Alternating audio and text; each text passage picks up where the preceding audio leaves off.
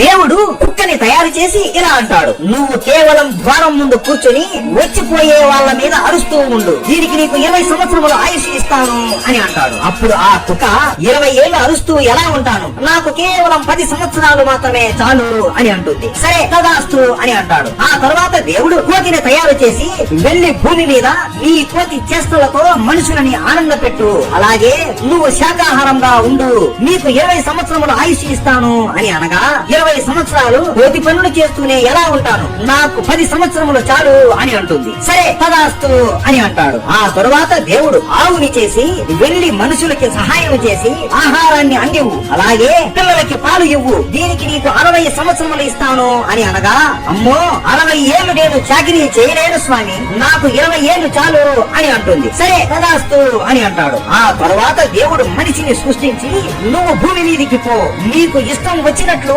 ఆనందంగా బ్రతుకు, తిను తాగు, ఏ పని అయినా నీకు ఇష్టం వచ్చినట్లు చేసుకో, దీనికి నీకు 20 సంవత్సరములు ఆయుష్ ఇస్తాను అని అనగా 20 ఏళ్ళేనా, ఇది చాలా తక్కువ స్వామి, నాకు ఆవు వద్దనుకున్న 60 ఏళ్ళు, కోతి వద్దనుకున్న 10 ఏళ్ళు, కుక్క వద్దనుకున్న 10 ఏళ్ళు ఉన్నాయి కదా, అవి కూడా నాకే ఇవ్వండి అని అనగా దేవుడు నవ్వుకొని, సరే మీ ఇష్టం, కానీ మీరు మొదటి 20 సంవత్సరములు ఆడుకుంటూ సరదాగా గడుపుతారు, తరువాత 40 సంవత్సరములు ఆవులాగా కొట్టి చాకిరీ చేసి కుటుంబం కోసం కష్టపడతారు, ఆ తరువాత 10 ఏళ్ళు ముసలివాడిలాగా అయి కోతిలాగా మనవళ్ళు మనవరాళ్ళని ఆడిపిస్తారు, మిగిలిన 10 ఏళ్ళు ఒక కుక్కలాగా వచ్చిపోయే వాళ్ళ మీద అరుస్తూ గుణుగుతూ ఉంటారు అని తదాస్తు అని మనిషిని పుట్టిస్తారు. అలా మన జీవితం మొదలయ్యింది. వీడియో నచ్చినట్లయితే హర హర మహదేవా అని కామెంట్ చేయండి.